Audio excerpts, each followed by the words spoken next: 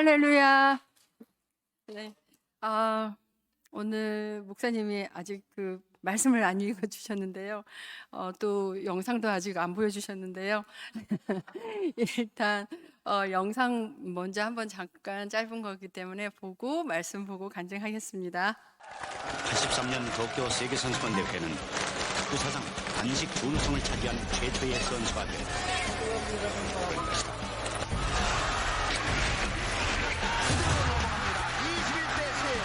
15대 10.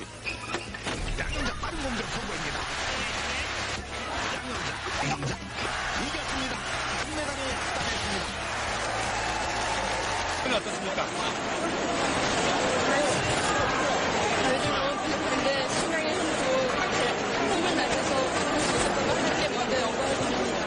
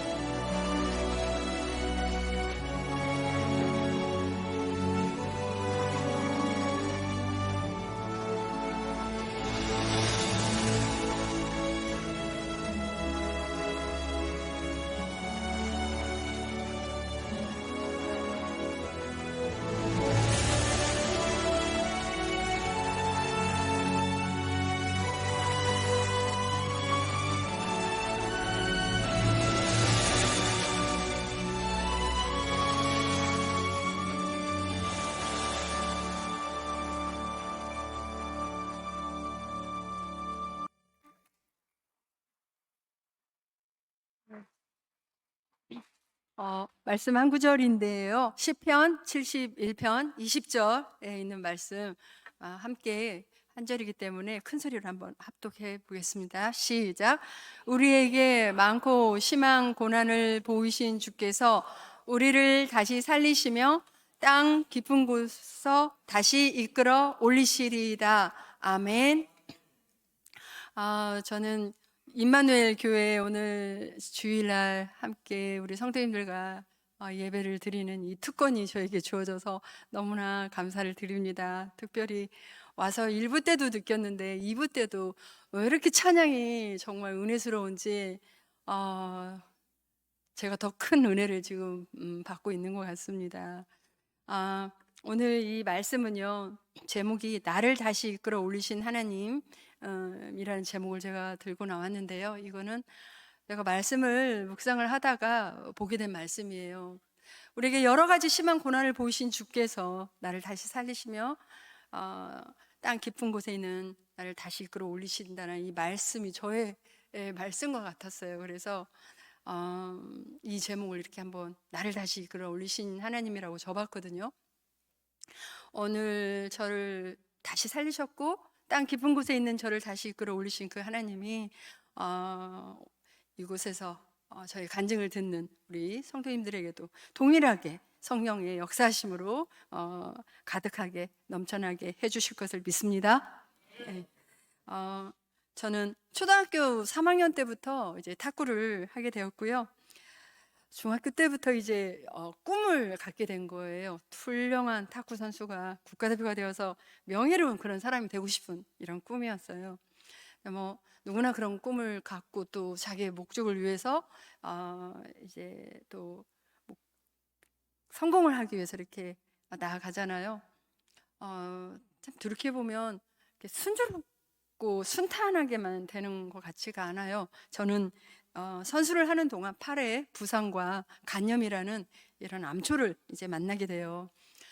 한참 훈련하고 있는데 이제 팔에 통증이 있어서 올리지도 내리지도 펴지도 구부리지도 못하는 이런 통증이어서 정형외과에 갔더니 테니스 엘보라는 병명을 주시면서 이거는 이제 팔을 이제 되도록 안 써야 된다라고 말씀을 하셨지만 국가대표의 꿈도 이루지 못한 채 제가 탁구를 그만둔다는 게 너무 아쉬워서 어떻게 계속 할 수 있겠냐고 여쭤보니까 그러면 아플 때마다 병원에 와서 진통주사를 맞으라고 하시더라고요. 그래서 그때부터 이제 훈련을 하다가 통증이 있으면 가서 주사를 이렇게 맞고 6년 동안 겨우겨우 이제 선수 생활을 버텨가게 돼요. 그때 중학교 때는 제가 이렇게 믿음이 이렇게 막 있어서가 아니라요. 방과 후가 되면 집에를 먼저 가지 않고 이렇게 교회에 들려서 이렇게 마룻바닥이 있었는데 거기에 무릎을 꿇고 하나님 앞에 이렇게 기도를 했어요. 하나님, 제 팔 좀 낫게 해주세요. 라고 기도를 하고 이제 귀가를 하곤 했었어요. 그렇게 원했던 이제 19살 때 국가대표가 되면서 세계선수권대회 처음으로 이제 출전을 해요. 그때는 뭐 유명한 선수도 아니었고 뭐 랭킹 안에 있는 선수도 아니었는데 그 당시 이제 세계 랭킹 1위를 이기면서 단식에서 은메달을 이제 따고 이제 돌아왔더니 매스컴이나 협회에서도 이제 유망주다라 막 하면서 저를 관심을 가져주고 부각을 시켜주게 된 거예요. 그런데 정작 그때 이제 저는 막 해야 될 그 나이에 6년 동안 이제 진통제를 맞으니까요. 약의 효과도 없었고 이제 아무리 좋은 병원을 가도 아무리 좋은 약을 먹어도 제 팔을 고칠 수도 없었고 나을 수도 이제 없었어요. 그때 이제 은퇴를 할 수밖에 없었는데 어떤 지인이 어느 기도원을 한번 가보라고 소개해 줬어요. 그곳에 가면 목사님의 안수기도를 통해서 낫는 그런 일이 있다라는 말에 귀가 솔깃해서 지푸라기라도 잡는 심정으로 그 기도원을 갔어요. 저는 한 번도 뭐 기도원을 가보지 않았기 때문에 기도원이 이렇게 안수기도만 하는 곳인 줄 알았어요. 근데 목사님께서 말씀을 하고 계셨는데 어떤 말씀이었냐면 저희들이 잘 아는 예수님이 어떤 분인지에 대한 것이었어요. 제가 그 말씀을 들으면서 그 예수 그리스도께서 다 같은 죄인을 위해서 내가 도대체 뭐길래 그 고통을 당하시고 그 채찍에 맞으시고 보혈의 피를 흘리시고 십자가에 죽으시고 부활하셨나? 그렇게 생각하니까 막 눈물 얼마나 나던지요. 눈물, 콧물을 흘리면서 이제 제 죄를 회개하고 그 예수 그리스도를 제 인생의 구세주로 이제 영접을 하게 돼요. 그리고 이제 목사님의 안수기도 시간이 되어서 저도 나가서 안수기도를 받았어요. 6년 동안 진통주사만 맞았던 제 팔이었는데요. 하나님께서 그 안수기도를 통해서 제 팔을 고쳐주시는 체험을 거기서 하게 돼요. 하나님께서 하시고자 하는 일 뭐든지 하실 수 있는 분이시구나라는 것을 처음 체험을 하게 되었고요.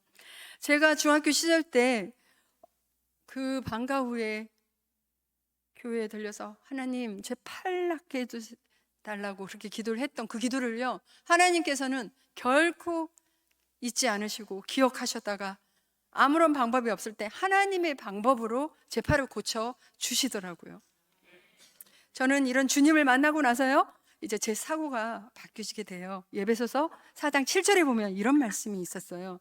하나님께서 우리 각 사람에게 그리스도께서 나누어 주시는 선물의 분량을 따라 은혜를 주셨습니다. 저는 이 말씀을 알기 전만 하더라도요, 제가 탁구를 잘하고 동료들보다 더 잘하고 메달을 따고 성적을 내고 이렇게 하는 게요, 저는 제가 더 그들보다 더 뛰어나기 때문인 줄 알았어요. 더 잘났기 때문인 줄 알았어요. 그런데 이 말씀을 알고 나서는 하나님께서요, 우리 각 사람에게 은사와 재능과 달란트를 선물로 주셨다는 거예요. 제가 이 말씀을 알고 나서 이제 훌륭한 탁구 선수가 되어서 명예로운 사람이 되겠다는 저의 중심에서 탁구라는 재능을 저에게 선물로 주신 하나님께 영광을 돌리겠다라는 하나님의 중심으로 제 가치관이 이제 바뀌게 돼요. 그래서 이제 이전보다 더 이제 뭐 열심히 훈련하고 정말 발바닥에 막 물집이 잡히면서 바늘과 꺼지를 들고 다니면서 터트려가며 노력을 그렇게 하고 있는데, 이번에는요, 아까 말씀드린 것처럼 간염이라는 질병을 갖게 돼요. 20대 초반인데도요, 이 간염을 앓고 있으니까 운동을 하기가 너무 힘든 거예요. 급격히 체력이 저하가 되기도 하고요.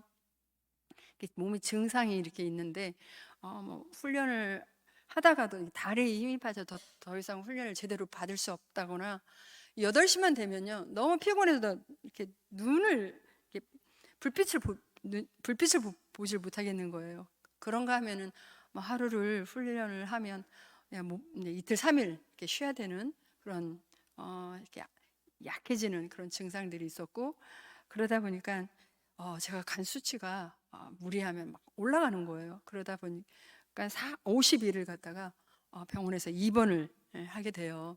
근데 그 시기에는 저에게 너무나 중요했었어요. 왜냐하면 86년인 아시안 게임이 서울에서 있었고요. 87년 세계선수권대회도 있었고, 88년 올림픽이 서울에서 있었는데, 특히 올림픽 같은 경우는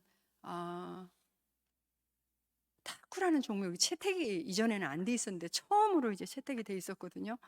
그래서 이제 병상에 누워서 하나님 앞에 그렇게 기도를 했어요. 하나님, 제가 올림픽까지만 좀 할 수 있는 체력을 좀 주세요 라고 기도를 하고 이제 있었을 때 잠언 24장을 보게 돼요.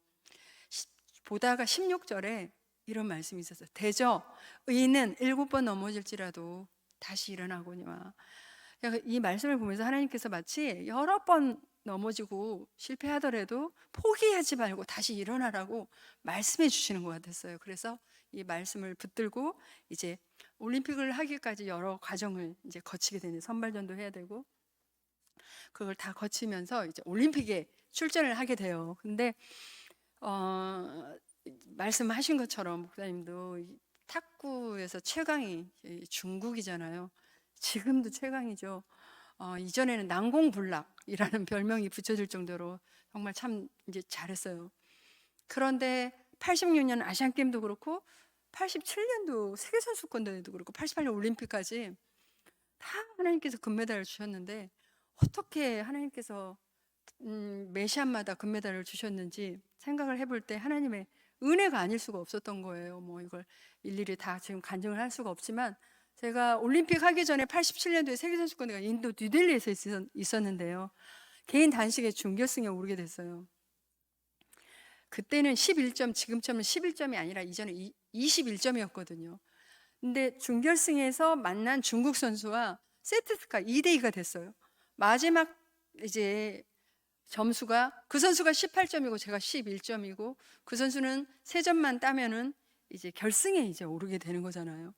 그런데 그 선수 18이라는 점수를 그대로 묶어놓고 10점을 연속적으로 따면서 21대 18로 역전승을 거둔 적이 있었어요. 그런가 하면은 올림픽 때 이제 현정화 선수와 함께 복식의 조를 이루어서 결승을 이제 해야 되는데 상대편 선수가 중국의 첸진과 자오짐이라는 선수였어요. 이 선수는요, 지금 복식하기 직전에 단식에서 금메달을 땄고 한 선수는 동메달을 딴 선수였어요. 개인적으로 개인 기량으로 봐도 저희들이 그러니까 그 선수들 한 수 위에 있었어요. 그래서 저희들이 이렇게 자신이 있었던 게 아니었는데 시합 시간이 되어서 저희 현정화 선수에게 함께 우리 기도하고 들어가자 해서 서로 두 손을 꼭 붙들고 그렇게 기도를 해요. 하나님, 우리가 훈련을 했던 거 후회 없는 시합할 수 있도록 하나님 도와달라고 기도를 하고 이제 시합에 들어가요. 이 3번을 해서 2번 이긴 팀이 금메달을 따게 되는데, 첫 번째 시합을 하는데 접전 끝에 아슬아슬하게요. 21대 19라는 점수로 간신히 이기고요. 두 번째 또 형편없이 저희가 지고 마지막 시합을 하는데요. 어떤 일이 일어났냐면요. 중간에 정말 중요한 그 중간에 상대편 첸진과 자오지메라는 선수가 이렇게 호흡이 맞질 않아서 다리가 엉켜가지고 자오지메라는 선수가 그 큰 체육관에 관중이 그렇게 많은데 탁구대 한 대만 놓고 집중하고 있는 그 시합에서 넘어지는 일이 생겨요. 이렇게 엉덩방아를 찢는 일이 생기면서 정말 제가 생각해도 너무 제가 넘어졌다면 너무 창피했을 것 같아요. 그것이 계기가 되면서 점수 차이를 확 벌어지게 하면서 21대 10이라는 점수로 이기고 이제 금메달을 따게 돼요. 기자들이 묻잖아요. 금메달 딴 소감이 어떠냐고. 아까 잠깐 영상에도 보셨지만 우리들이 부족하지만 신앙의 힘으로 현정화 선수와 호흡을 맞춰서 우승할 수 있었던 거 하나님께 영광을 돌립니다. 나는 이렇게 인터뷰를 할 수 있었던 거는 제가 제 탁구 인생을 돌이켜 봤을 때 하나님 앞에 드렸던 고백이 있었어요. 고린도전서 1장 27절에 있는 말씀인데요. 하나님께서 세상에 미련한 것들을 택하사 지혜 있는 자들을 부끄럽게 하려 하시고 세상에 약한 것들을 택하사 강한 것들을 부끄럽게 하려 하시며, 라는 이 말씀이 저의 고백이 된 것은, 제가 이제 퇴원을 하고 얼마 되지 않아서 이제 세계선수권대회를 하게 된 거예요. 너무 상황이 암담해서요. 체력도 너무 약하고, 태어난 지 얼마 되지 않아서 체력도 약하고, 이제 탁구 훈련을 제대로 받지 못해서 탁구도 이제 자신이 없고, 그래서 하나님 앞에 그렇게 엎드려서 기도를 했거든요. 하나님, 전 체력이 지금 너무 약하고요, 저 탁구 자신이 없어 할 수 없습니다, 이렇게 고백을 드렸는데요. 약하다고 고백하는 저를 들어서 강하게 하셨고요, 할 수 없다고 고백하는 저를 들어서 하게 하셨기 때문에 이 말씀이 저의 고백이 될 수가 있었어요. 지금도 저는 마찬가지예요.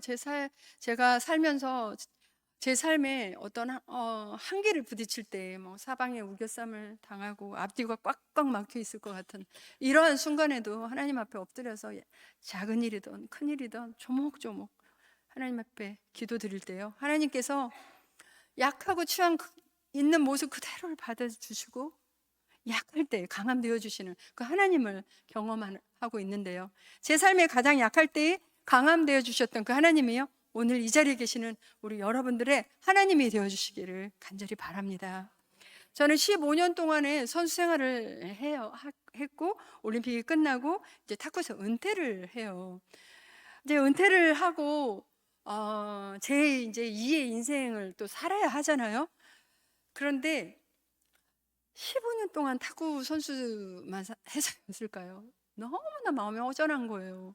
이 탁구 라켓을 놓는다고 생각하니까 막 마음이 텅텅 빈 것만 같고, 허탈하고 막 마치 세상이 다 끝난 그런 마음이 들더라고요. 참 진로를 놓고 미리미리 기도하는 거 정말 중요했던 것 같아요. 근데 저는 그 시기를 놓치고 많은 분들의 고면을 받아요. 지도자를 길을 가라고, 또 후배들을 양성하라고 이런 고면을 받으면서, 그 당시에 이제 삼성의 제일모직에 제가 소속해 있었기 때문에 이제 후배들을 가르치고 있었어요. 근데 이렇게 가르치다가 제가 이런 생각이 드는 거예요. 이렇게 탁구만 가르치는 코치가 아니라 공부를 해서 이론과 실기를 겸한 멋진 그런 지도자가 되고 싶은 이런 야망이 제 속에 이게 있게 돼요. 그래서 대학원에 들어가서 체육에 대한 공부를 하고 또 선수들을 지도하고 하면서 이론과 실기를 겸한 그런 멋진 지도자가 되기 위해서 이제 지내고 있었어요. 그런데 이 사람이 참 간사한 것 같아요. 제가 선수 시절 때 그렇게 막 시합 때마다 하나님을 찾았던 제가요, 지도자 길을 가면서 선수 때처럼 막 이렇게 애타게 주님을 막 찾고 부르짖고 이런 일들이 별로 이렇게 없는 거예요. 저도 모르게 이렇게 신앙이 나태해지고 느슨하게 되더라고요. 제가 신자라는 걸 알고 많은 교회에서도 이렇게 간증해달라고 요청이 오고 하는데요, 어느 날부터 제 삶의 우선순위가 하나님이 아니고 이론과 실기를 겸한 멋진 지도자가 되는 것이 제 삶의 우선순위가 되어 있었어요. 하나님 일은 제 뒷전에 있었어요.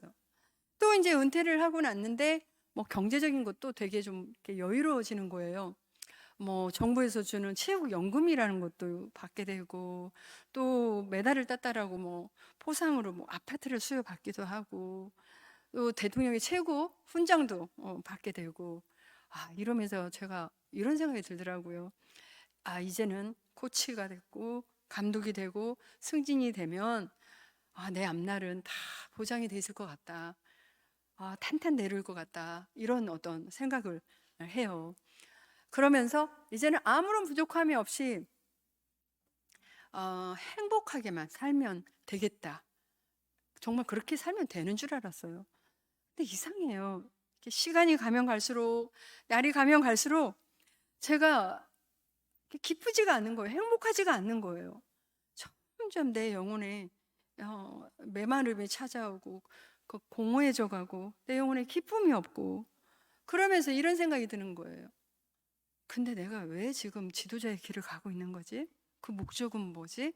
그 의미는 뭐야? 이런 어떤 이렇게 삶의 회의가 오는 거예요. 근데 그때는 내가 우울증을 앓고 있다는 생각을 전혀 하지 못했어요.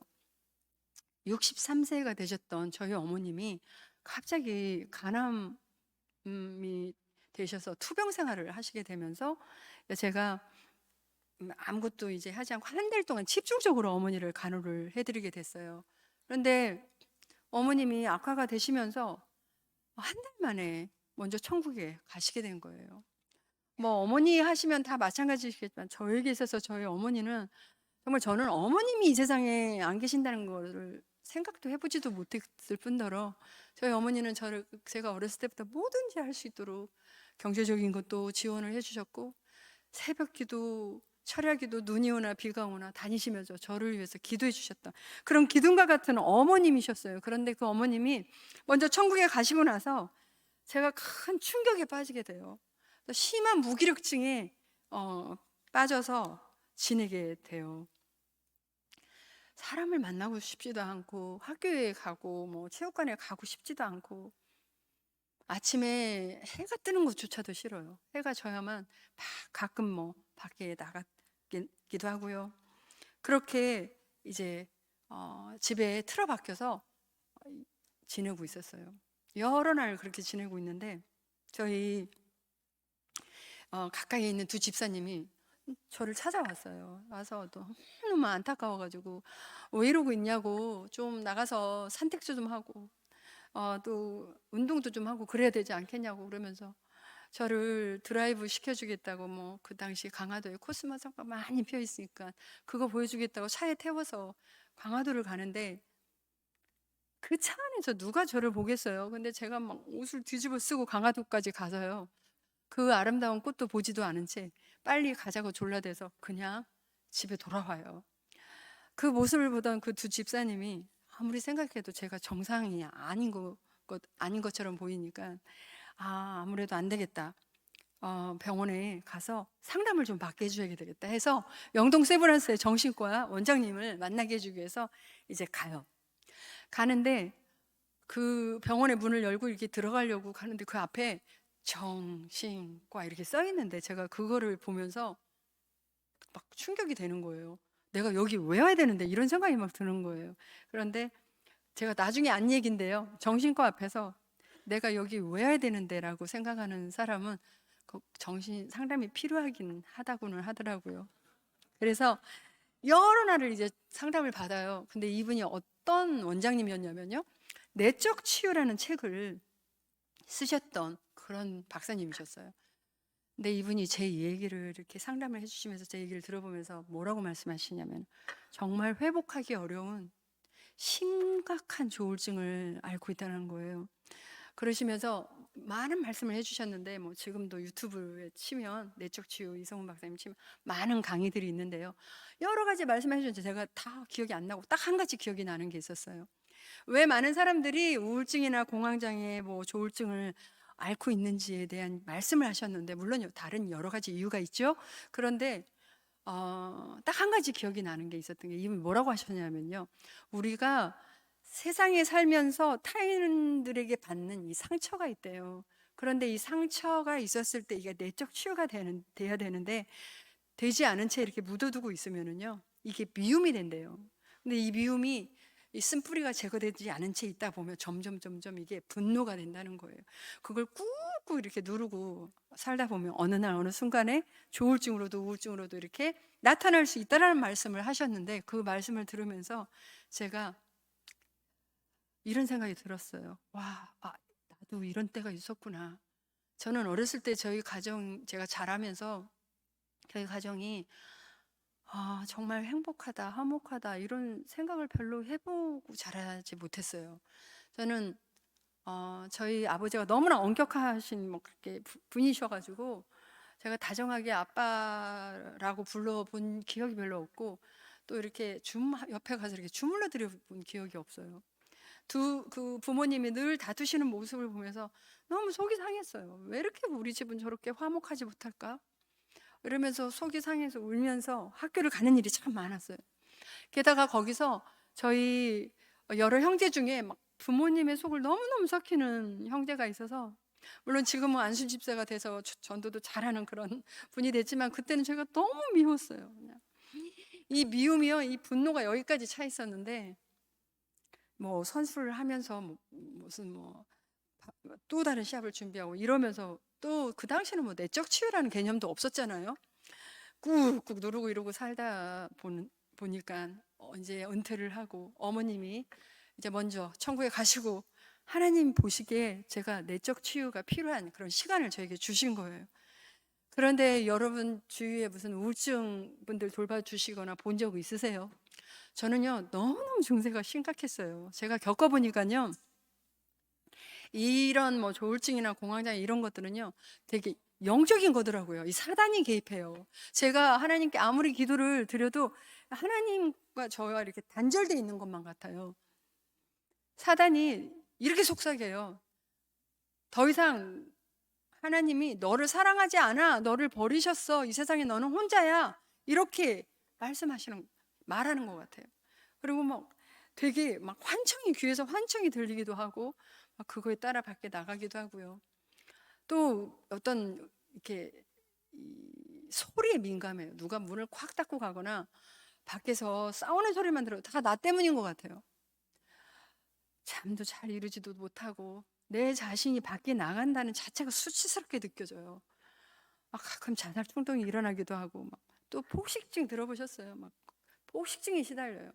막 먹고 또 토하고 막 먹고 토하고 막 이렇게 거의 2년을요 세상에 드러내지 않고 운동생활을 하다시피 살은 적이 있었어요. 막 그러다 보니까 거의 여기서 10kg 넘게 살도 찐 적도 있었고요.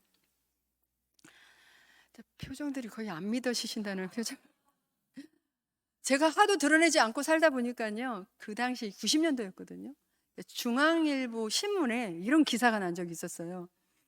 왕년의 탁구 여왕 양형자 방황의 운둔생활 하면서 이런 기사가 난 적이 있었어요. 그런데 제가 상담을 받고 있는 그 원장님이요, 이분이 너무 저에게 특별하신 분이셨어요.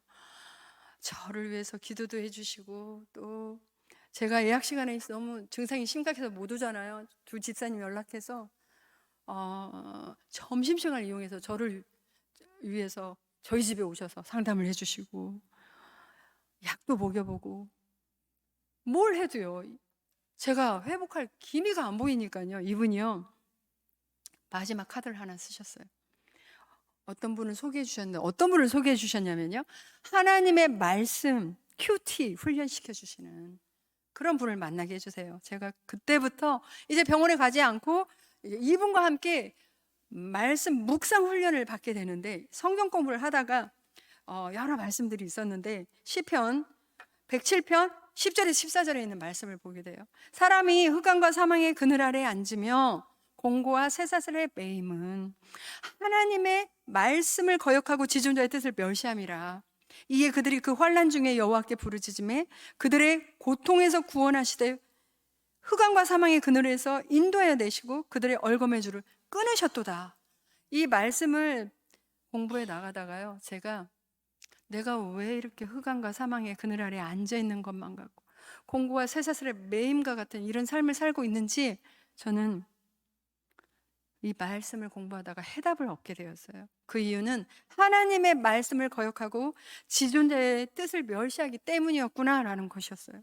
제가 말씀드린 것처럼 선수 시절 때 그렇게 하나님께 가까이 나가고 전도자라는 별명이 붙어질 정도로 그렇게 믿음이 좋게 보여졌던 그런 제가요, 텅텅 빈, 은퇴를 하고 텅텅 빈 마음속에 이렇게 하나님의 말씀을 공부하면서 하나님의 말씀으로 채워 넣었더라면 얼마나 영적으로 풍성한 삶을 살고 있었겠어요. 그런데 제가 잠시 이 하나님의 말씀을 채워 넣는 대신에 세상의 것을 채워 넣은 적이 있었어요.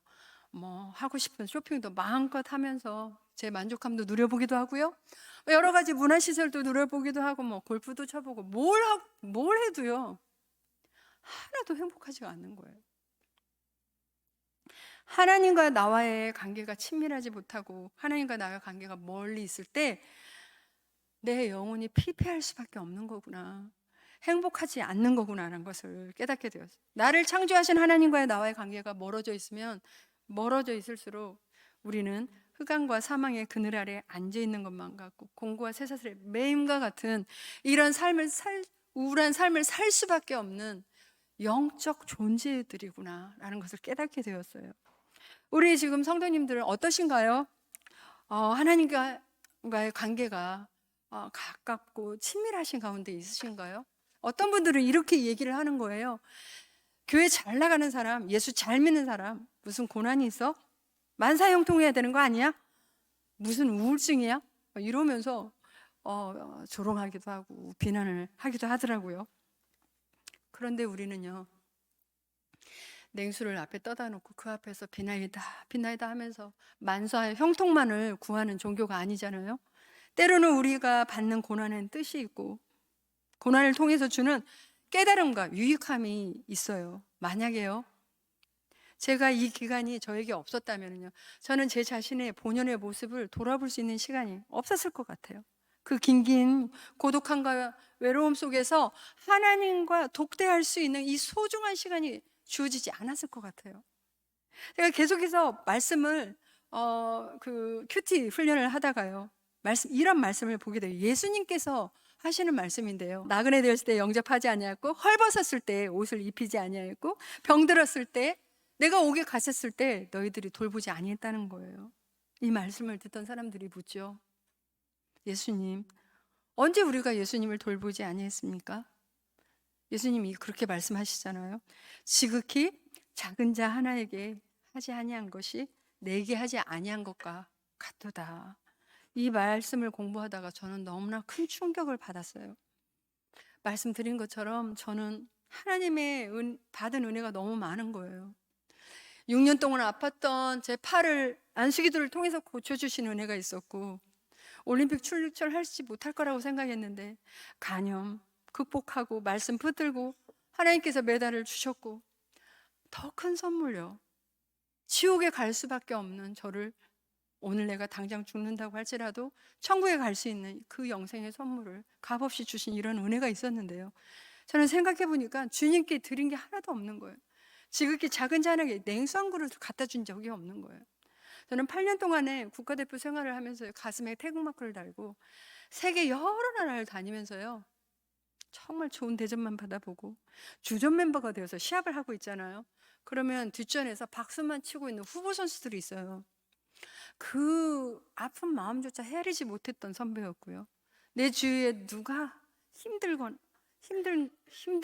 누가 지쳐 있는지 조차도 저는 관심도 없었어요.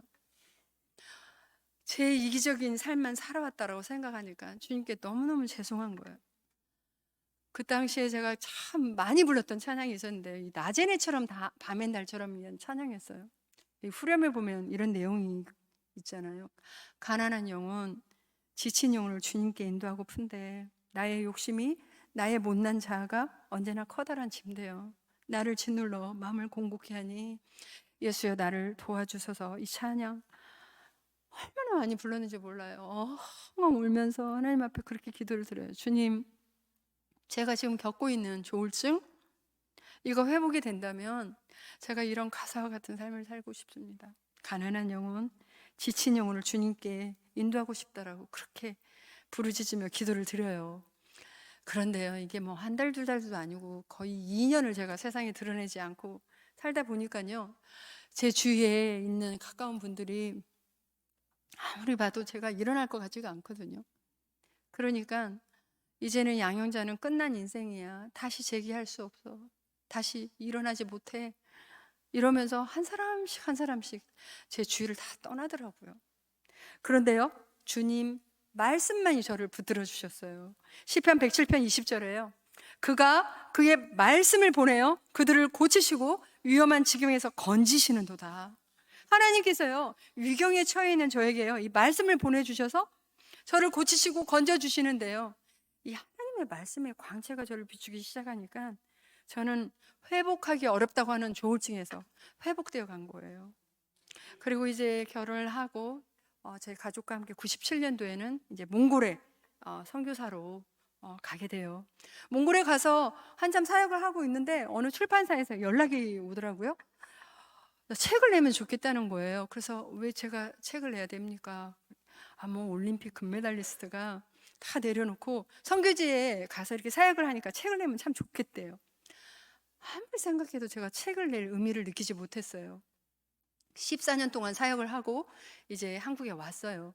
와서 이렇게 보니까 왜 이렇게 제 주위에 너무나 많은 우울증 공황장애 사람들이 너무 많은 거예요. 내가 책을 내면 조금이라도 도움이 되지 않을까라는 마음에 이제 책을 냈어요. 그랬더니 어떤 분들이 문의가 오더라고요. 자기 아들, 딸들이 주위 사람들이 이렇게 공황장애, 우울증으로 힘들어하는데 제 우울증이 어떻게 회복이 되었냐는 거예요. 그래서 제가 이렇게 권면해 줬어요. 우울증은요, 정말 끝까지 사랑으로 인내심을 가지고 인격적으로 돌봐주셔야 합니다. 그렇게 말은 했는데 제가요, 그 사역을 내몽고에서 하고 돌아오면서 그 한쪽 탁구 제자를 제가 귀화를 시킨 선수가 있었어요. 근데 이 선수가 7년 동안 정말 공황장애를 앓는데 제가 옆에서 돌봐주는데요, 너무너무 힘들더라고요. 막 지치고. 이 뭐 공황장애는 또 증상이 막 숨이 막 막히고 안 쉬어진다고 소리를 지르고 막 이런 증상들이 또 있더라고요. 또 이 자매에게 매일 큐티했던 거 말씀을 이제 문자로 보내고 또 전화로 기도로 전화를 통해서 기도해주고 했더니요, 이 자매가 점점 회복이 되면서 작년부터 이제 국내 대회에서 이제 메달을 우승을 하는 거예요. 우승을 하고 너무 하나님 앞에 감사해서 감사 기도를 드리고 또 인터뷰를 하면 하나님께 감사 영광을 돌린다는 인터뷰를 하고 사진 좀 보여주실래요?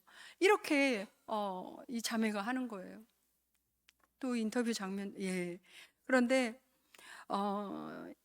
이 모습을 보면서 내가 얼마나 하나님 앞에 감사했는지 몰라요. 또 저는 이렇게 권면해 줬어요. 꼭 병원에 가셔서 상담도 받으셔야 됩니다. 그리고 약도 복용하셔야 합니다. 그런데 더 중요한 것이 있습니다. 그거는 하나님의 말씀을 붙드셔야 됩니다 라는 것이었어요. 히브리서 4장 12절에도 하나님의 말씀은 살아있고 활력이 있어서 좌우의 날쌘 어떤 검보다도 예리하여 혼과 영과 및 관절과 골수를 찔러 쪼개기까지 하며, 이 하나님의 말씀이 살아있기 때문에요, 혼과 영과 및 관절과 골수를 찔러 쪼개기까지 하시더라고요. 사람을 변화시키시더라고요. 저는요, 이 하나님의 말씀을 붙들면서 제 영혼이 다시 살아났기 때문에요, 저는 제 삶에 가장 이제 중요하게 생각하는 것이 이 하나님의 말씀을 붙드는 일이 되었어요. 하나님의 말씀을 붙들고 있다 하더라도요, 우리가 넘어지고 넘어지는 일이 있어요. 또 실패하고 실패하는 일이 있죠.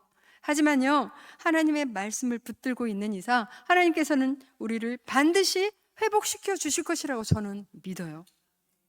혹시 이 가운데 저처럼 어떤 우울증을 겪고 있는 분도 계실 수도 있고요. 또 어떤 분들은 어떤 신앙의 갈등과 방황기를 겪고 있는 분들도 계실 수 있고, 또 어떤 분들은 오늘 말씀처럼 여러 가지 심한 고난 가운데 정말 끝도 보이지도 않는 그런 긴 터널을 지나가고 있는 그런 힘든 분들도 계실 수도 있을 텐데요, 저는 제가 겪은 이 고난의 시간을 통해서 깨달은 말씀이 하나 있어요. 호세아 6장 1절에서 2절인데요 우리 함께 큰 소리로 한번 합독해 보겠습니다. 시작. 오라, 우리가 여호와께로 돌아가자. 여호와께서 우리를 찢으셨으나 도로 낫게 하실 것이요 우리를 치셨으나 싸매어 주실 것입니다. 여호와께서 이틀 후에 우리를 살리시며 셋째 날에 우리를 일으키시리니 우리가 그의 앞에서 살리라. 아멘. 하나님께서요, 우리에게 먼저 요구하고 계시는 게 있으셨어요. 그거는 하나님께 돌아오라는 것이었어요.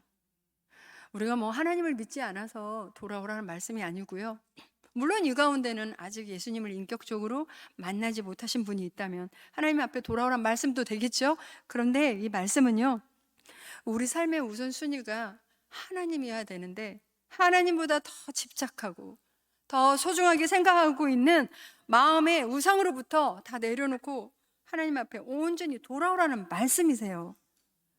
우상 숭배는요, 하나님이 나에게 주시는 이상으로 더 가지려는 탐심이죠. 저에게 있어서 제가 내려놓기 어려웠던 거는요, 명예라는 것이었어요. 물론 명예를 갖는다는 게 뭐 나쁘다는 게 아니라요, 우리 삶의 우선순위가 하나님인 다음에 갖는 뭐 명예나 야망, 꿈, 비전 이런 거 너무나 좋은데 저는 그러지 못했다는 거예요. 우리 성도님들은 어떤 게 있으세요?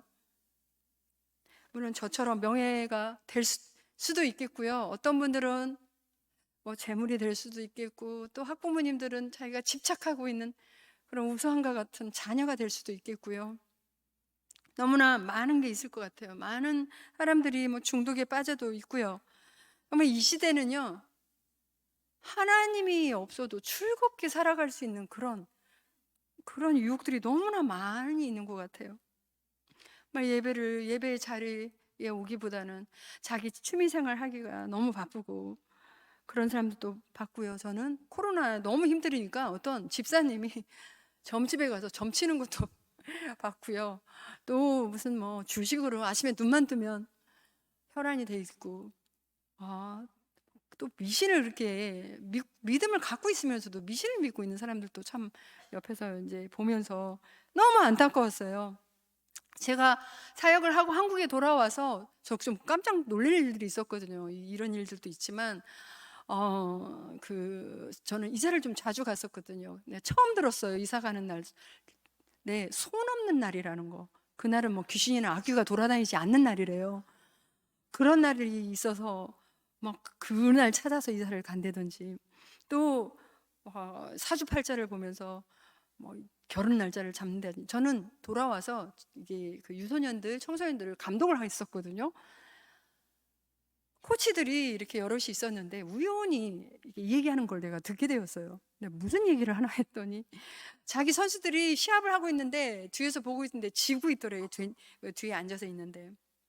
그랬는데 지고 있길래 이렇게 우연히 코에다 손을 얹었는데 점수를 따더라는 거예요. 근데 손을 내렸더니 또 점수를 잃더래요.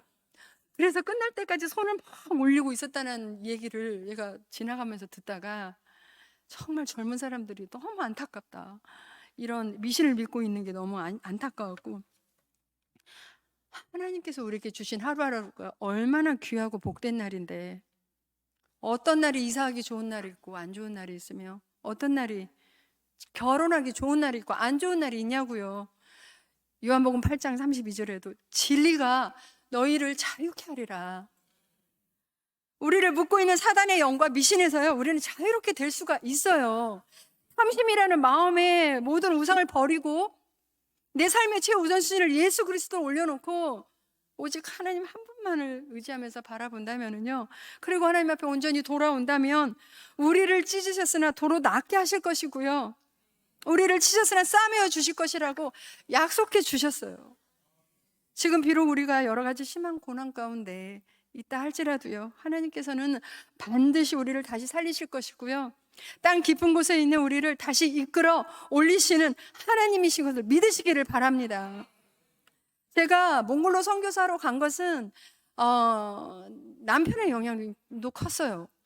저희 남편은 이제 결혼하기 전부터 연합뉴스 국제부 기자로 있었어요. 이런 취재하는 기자가 아니고요, 한국 뉴스를 번역해서 해외로 보내는 일들을 6년 동안 한 번역 기자였어요. 그런데 하나님께서 왜 그 번역 기자를 하게 하셨는지 그때는 알지 못했어요. 이제 결혼을 하고 몽골에 이제 선교사로 갔는데, 몽골에 가서 알았어요. 몽골도 저희 남북한처럼 분단 국가더라고요. 외몽골이 있었고 내몽골이 있었는데, 이 외몽골은 울란바토르라는 그 수도를 외몽골이라고 하고 있었고, 내몽골은 중국 안에 있는 자치주로 살아가고 있는 사람들 보고 내몽골이라고 하고 있었어요. 그런데 서로 이 동족끼리요, 말은 같은데 통하는데 이 문자가 다른 거예요. 이 울란바토르에 살고 있는 사람들의 문자는 러시아 문자를 따서 키릴 문자로 이 성경이 번역이 돼 있었고, 잠깐 보여주실래요? 네, 오른쪽에 있는 게 이 몽골 사람들의 사실 이 고유의 수직 이 문자예요. 그런데 이거를 내몽골 사람만 사용을 하고 있었어요. 그러니까 이 키릴 러시아 문자로 만들어진 성경을 내몽골 사람에게 갖다 주면 못 읽는 거예요. 그래서 내몽고 사람 성경 번역이 필요해서 이제 저희가 외몽고를 사역하다가 내몽고에 가서 남편이 이제 성경 번역을 하게 됐고요. 그 다음에요, 저는 이제 비자를 탁구를 가르쳐 준다는 명목으로 비자를 받으면서 이제 탁구 사역을 하게 되었고요. 다음에요, 저게 몽골 지도인데요. 저게 빨간 곳이 저희들이 가정교회를 했던 곳이에요. 동고비주라는 그런 셴샨드 마을인데 인구가 한 1만 2천 정도 되는데 되게 열악한 그런 곳이었어요. 수도에서 한 10시간 떨어져 있는 그런 곳이었는데, 그 다음에요, 저희 이제 가정교회 이제 사람들이고, 그 다음에요, 예, 어떤 때는요, 전기도 안 나고 물도 안 나오면은요, 이게 물차가 와요. 그러면 바켓을 들고 물을 길러다가 사용을 할 때도 있었고요. 저런 곳에 무슨 핸드폰이 있었겠어요? 무슨 인터넷이 있었겠어요? 한국 사람도 없고, 모래바람이 한번 치면 뭐 아주 창틀에 그냥 모래가 수북하고, 이런 척박하고 황량한 곳에서도요, 제 영성을 유지할 수 있었던 이유가 있었어요. 그거는 하나님의 말씀 묵상 훈련이 있었기 때문이었어요. 아침에 일어나면요, 오늘은 하나님께서 나에게 어떤 말씀을 주실까 기대하고 설레이는 마음으로 말씀을 봐요. 그러면은 그날이요, 제가 이사를 가는 아침이 되었던지, 아이를 낳는 날 아침이 되었던지, 어떤 날 아침이 되어도 이 말씀을 먼저 보게 되는 거예요. 그런데요, 이 한국 사람이 정서로 이렇게 살다가요, 선교지에 가서 그 나라의 언어를 배우고 그 나라의 문화를 익히고 그 현지인들과 어울려서 산다는 게 결코 쉬운 일이 아니었어요. 저는 창피한 얘기긴 하지만 제가 사실 복음을 전하러 간 선교사잖아요. 그들을 섬기러 간 이 선교사가요, 이 문화 충격에 마음에 문을 꾹꾹 닫고 있을 때가 있었어요.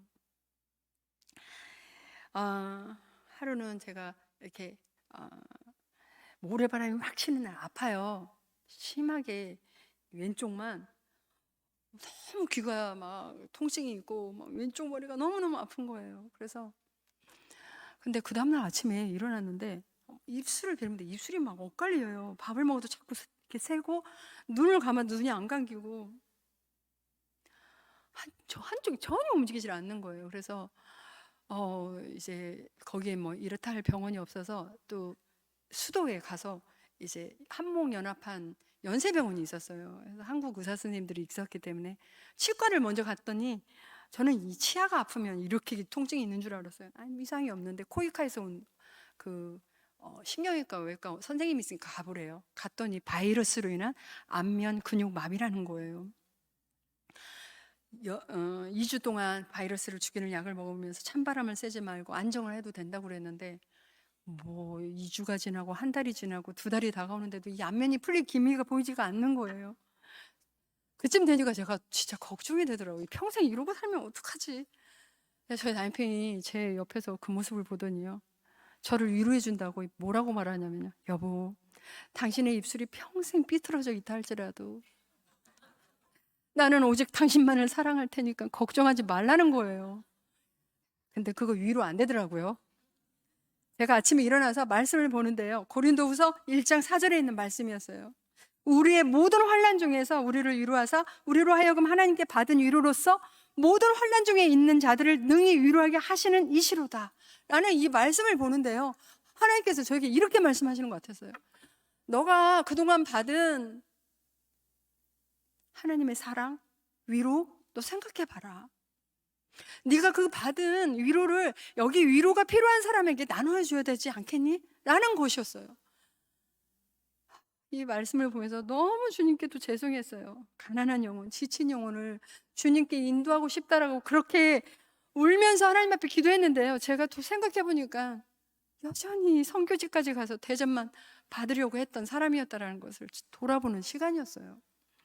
이렇게 큐티는요, 하나님이 어떤 분이신지를 알게 하고요, 매일의 삶의 목적이 생기고요, 하나님의 그 말씀에 순종하고 적용할 때 이루는 기쁨이 있었어요. 시편 37편 4절에요. 또 여호와를 기뻐하라. 저가 내 마음의 소원을 이루어 주시리라. 하나님을 기쁘시게 하고 하나님을 기뻐할 때요, 하나님께서 우리의 마음의 소원을 이루어 주시는 분이신 걸 저는 체험했는데요. 물론 올림픽에 금메달도 소원이었지만 제가 한 가지만 더 말씀을 드리고 이제 마무리를 하려고 합니다. 저는 이제 딸 둘이 있어요. 연년생이에요. 제가 몽골에 갈 때는 아이들이 4살, 5살이니까 크게 교육에 걱정하지 않아도 됐어요. 그런데 이 시골에 가서 초등학교를 다녀야겠는데 무슨 학교가 없잖아요. 하나님 앞에 기도했죠. 저희 사역할 때 홈스쿨 할 수 있는 선생님 왔으면 좋겠다라고 기도를 했는데 그래도 10시간 기차를 타고 와야 되는데 선생님들이 와주셨어요. 자원봉사로 와서 이제 초등학교 과목들을 이렇게 가르쳐 주시고, 큰아이가 4학년이 됐고 작은아이가 3학년이 됐을 때 이번에는 어디에서 선생님이 와주셨냐면요, 저는 WEC라는 웩이라는 국제선교단체에 소속해 있거든요. 그 본부가 영국에 있었어요. 제가 영국에도 기도 편지를 보내는데요, 이번에는 영국에서 저희 기도 편지를 본 영국인이 있었어요. 이분은요 9년 동안 초등학교 교사만 했던 분이셨어요. 이분이요 저희 기도 제목을 보고 9년 동안 다녔던 그 학교에 사표를 내고 그 학교에서 가르쳤던 영국 교과서를 들고 저희 아이 둘을 가르쳐 주겠다고 이 몽골에 와주신 거예요. 별로 놀라시지를 않네요.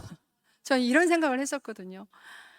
야, 한국에 아무리 부자가 있다 할지라도 영국인을 가정교사로 둘 만한 사람? 정말 과연 얼마나 있을까? 정말 이건 하나님의 은혜다.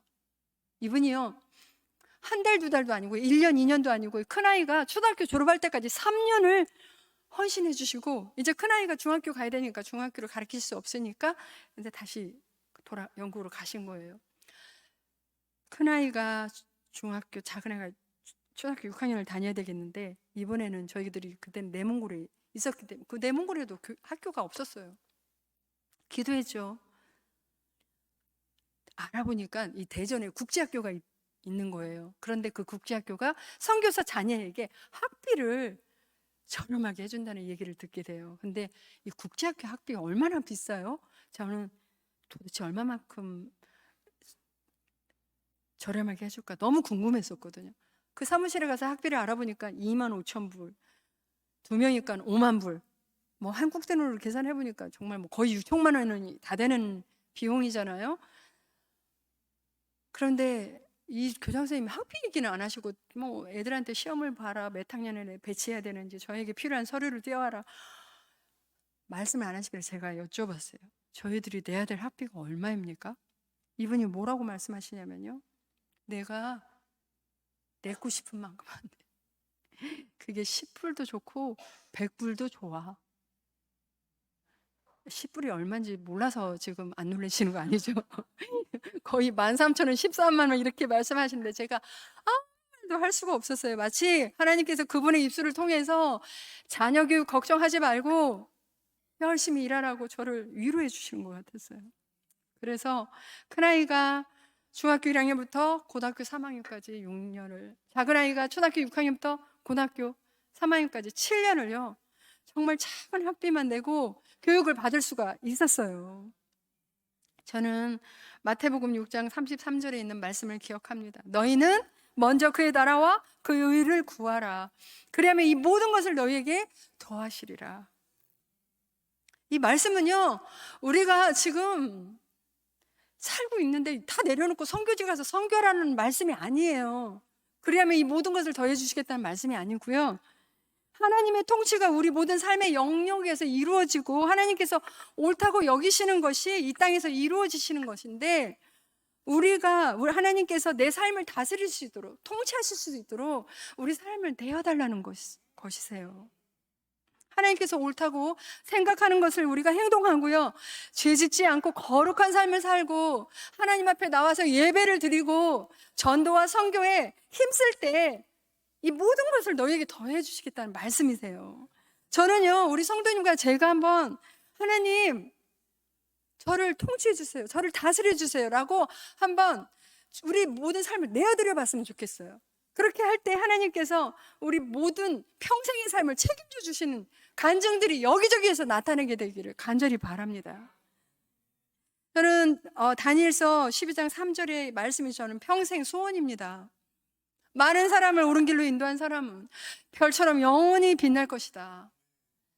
저의 평생의, 저만의 평생의 소원일까요? 우리 예수 그리스도의 십자가의 은혜를 받은 우리 성도님들의 평생 소원이실 것입니다. 어떻게 하면 한 영혼을 주님 앞에 돌아오게 할 수 있을까? 저는요, 생각하다가, 저는 탁구 선교를 하잖아요. 그래서 여러 나라를 순회를 하면서 탁구 선교를 해요. 그런데 가서 이 간증도 좀 나누고 싶은데 뭐 말이 다 안 되니까 저는 이렇게 A4 용지에 만들어서 일본에 가면 일본어로, 중국에 가면 중국, 네팔이면 네팔, 태국이면 태국 이렇게 바꿔서 제 간증을 이렇게 적었어요. 완전 보여주실래요? 그 나라의 전도지와 함께 탁구를 가르치면서 선교를 하고 있는데요. 생각해 보니까 이 종이는 또 이렇게 보고 버릴 수가 있을 것 같아서 제가 요즘은 만화로 만들었어요. 소책자로 해가지고 이걸 한국어로 영어로 만들어서 이제 금년에는 이렇게 우간다를 다녀왔어요. 캄보디아 또 다녀왔고, 그런데 영어를 거기에 사용을 하더라고요. 그래서 야, 이 전도지를 들고 어디를 가서 이걸 나눠줄 수 있을까? 그런데요, 하나님께서 우리가 친선 경기를 하고 있는데